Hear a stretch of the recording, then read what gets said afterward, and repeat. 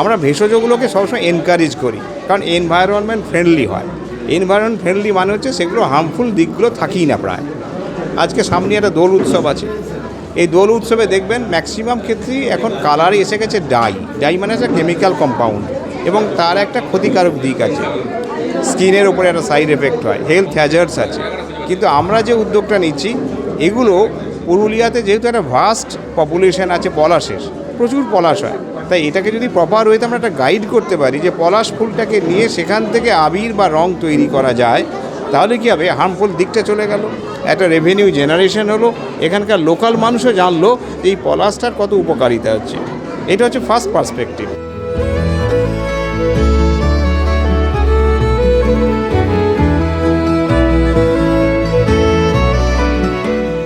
Second perspective হচ্ছে যে এর মেডিসিনাল গুণটাকে দেখা, এবং সেটা দেখতে গেলে আমাদের ইউনিভার্সিটির অভ্যন্তরে যে রিসার্চ অ্যান্ড ডেভেলপমেন্টটা হয়, এবং সেই রিসার্চ এবং ডেভেলপমেন্টের যে আমি যতক্ষণ না সায়েন্টিফিক্যালি একটা জিনিসকে এস্টাবলিশ করছি, ততক্ষণ কিন্তু কেউ গ্রহণ করবে না তার সাইড এফেক্ট কী আছে, সত্যি আছে কি না।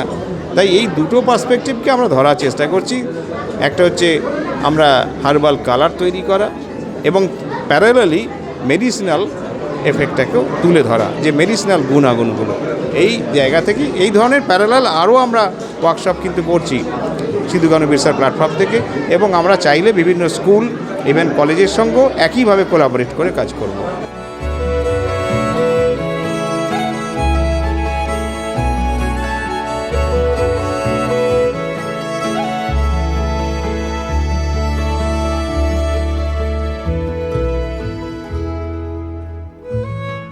ফুলের শুকনো পাপড়ি দিয়ে এবং পাতা দিয়ে গার্ড তৈরি করা, এটা নতুন সংযোজন, এটা দ্বিতীয়বার।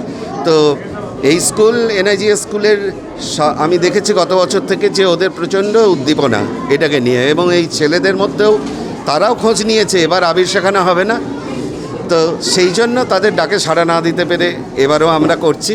তার সাথে সাথে অন্যান্য স্কুলও করছে, তবে এখানে আসার একটা আলাদা আনন্দ রয়েছে আমাদের। সত্যি কথা বলতে কি, সব কিছু তো বাণিজ্যিক স্বার্থ নয়। একটি ছোট শিশু যখন বড় হচ্ছে, তাকে পুঁথিগত বিদ্যার বাইরেও তার মধ্যে কিছু সৃজনশীলতা ঢোকানো দরকার আছে মনের মধ্যে, তবে সে একটা পারফেক্ট ম্যান হয়ে দাঁড়াতে পারে। সেই সৃজনশীলতাটুকু তার মধ্যে একটু ইনকালকেট করার জন্য, একটু ঢুকিয়ে দেওয়ার জন্য আমরা এবং আমাদের ছাত্রছাত্রী, রিসার্চ স্কলার, তারা এই কর্মশালায় অংশগ্রহণ করেছে।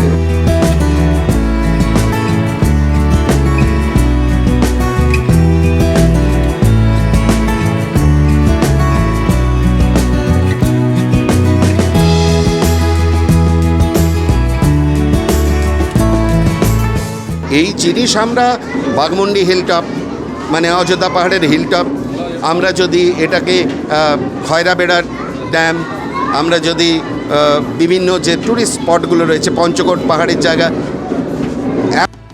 অবিকৃত থাকবে না, সবটা বিক্রি হয়ে যাবে। তার কারণ বাইরের ছেলে মেয়েদের, বাইরের মানুষজনের, তারা টাকা খরচ করতেই আসেন এখানে।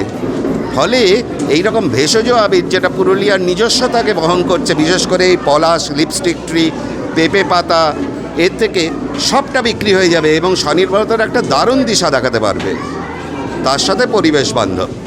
আর বাজারে যে সমস্ত আবির বিক্রি হয়, সেগুলো মাখলে কি তার কি ক্ষতিকারক দিকটা কি? ক্ষতিকারক মানে ভয়ঙ্কর, সেগুলোর মধ্যে ভারী মৌল থাকে, হেভি মেটালস থাকে। সবচেয়ে বড় কথা, যতক্ষণ না তার মধ্যে মেটালিক কম্পাউন্ড থাকবে, ওটা তো গ্লিটার করবে না, চকচকে হবে না। উজ্জ্বলতা যত বাড়বে তত সেটা মেটাল তার মধ্যে বেশি, সেগুলো ক্যান্সার করবে, সেগুলো ডাইজেস্টিভ সিস্টেম, কিডনি, এগুলোকে ফেলিওর করবে।